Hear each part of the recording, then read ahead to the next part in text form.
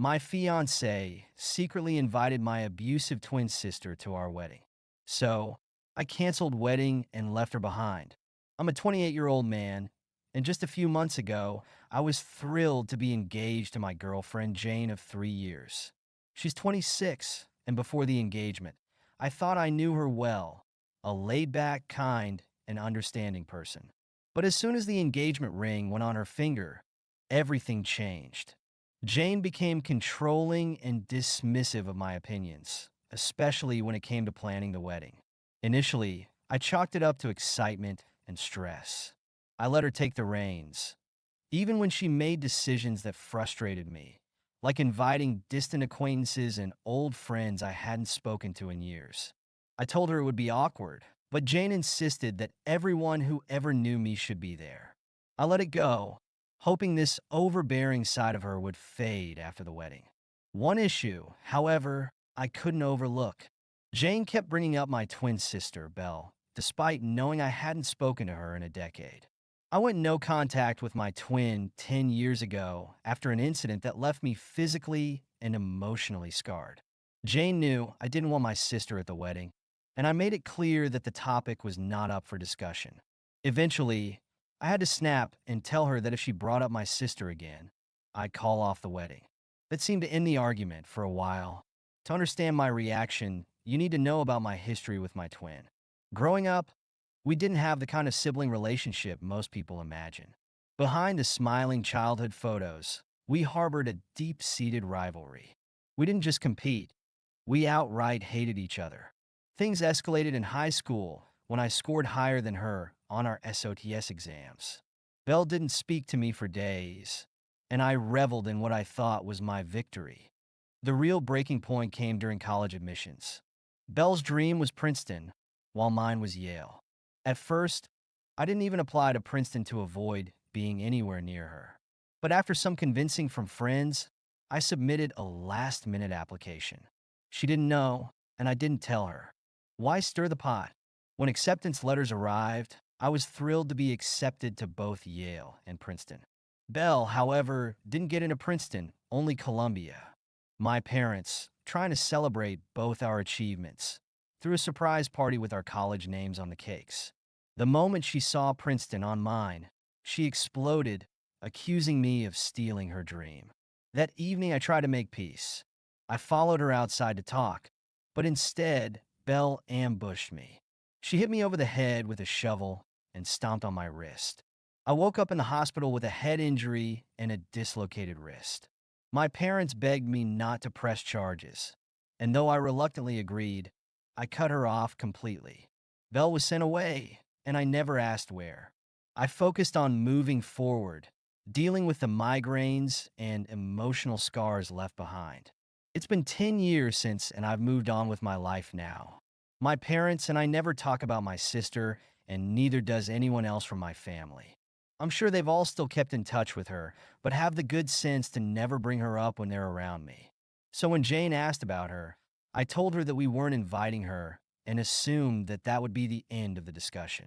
I never told her exactly what had happened, but I don't think I should have to be very honest. Just the fact that we haven't spoken in over 10 years should be reason enough for her to understand that I absolutely don't want my sister around. Not now, and not ever again. Jane should have respected that, but she started hounding me and didn't stop for days until I snapped at her and told her that if she brought my sister up again, then I'd call off the whole wedding. That seemed to shut her up for a while, but then, 2 days back on the day of our wedding, I realized what she'd done behind my back. On the day of our wedding, as I stood at the altar waiting for her to walk down the aisle, I noticed a face among the bridesmaids that was so familiar. Belle, my twin sister. She looked as confused as I felt. Jane finally walked down the aisle, looking really happy and smiling widely, but I didn't feel anything apart from anger and betrayal.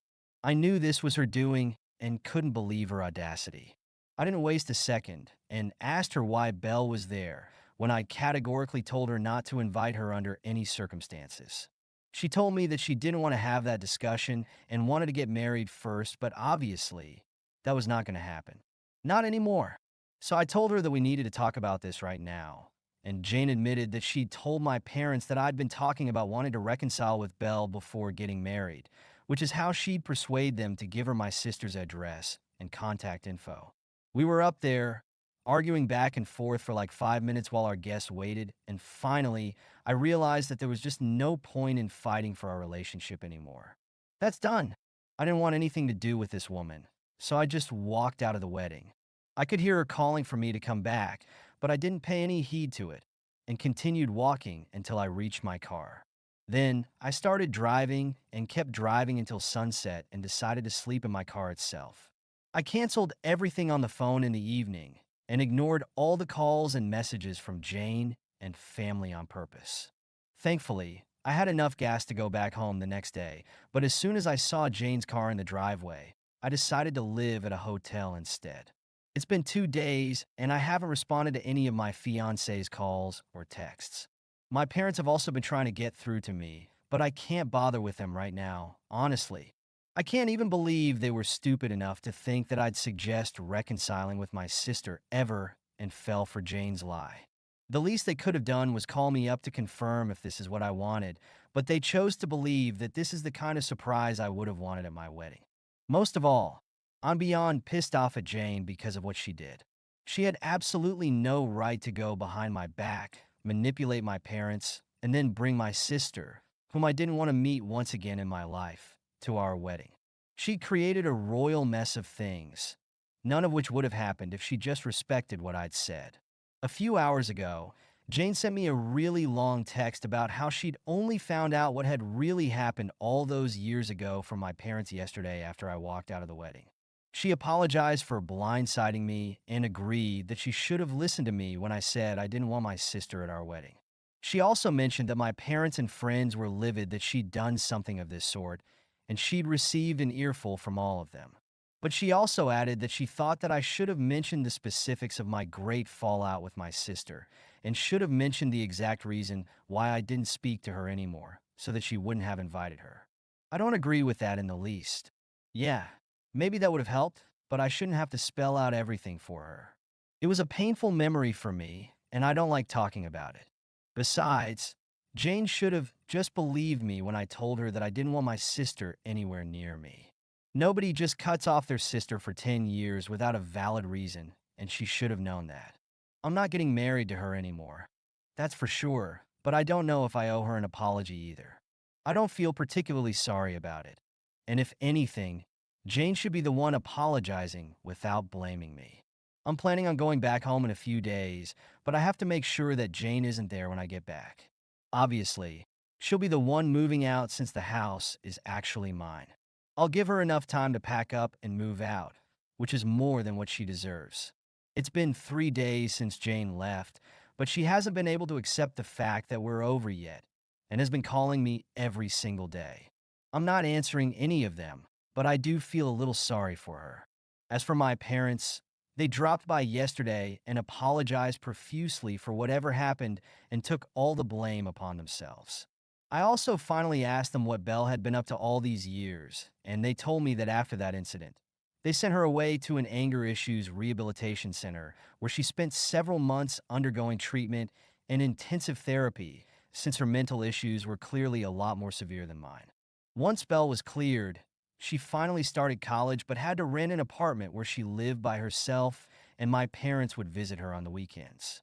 She seemed a lot more normal and stable after that, and even started working at around the same time as me.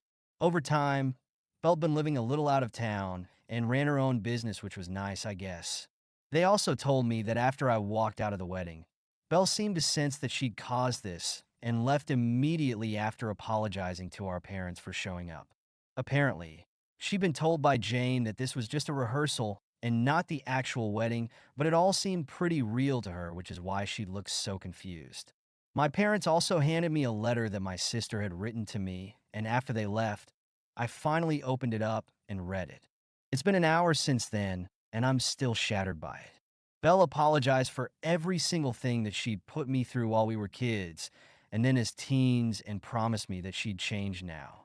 Her words seemed full of regret about how we could have been the best of friends, but are just bitter strangers now, and said that while she didn't hold any hope to reconcile anytime soon because of her violent streak, she did wish that I'd forgive her someday and that we'd have a real, genuine shot at being the kind of siblings that people would want us to be.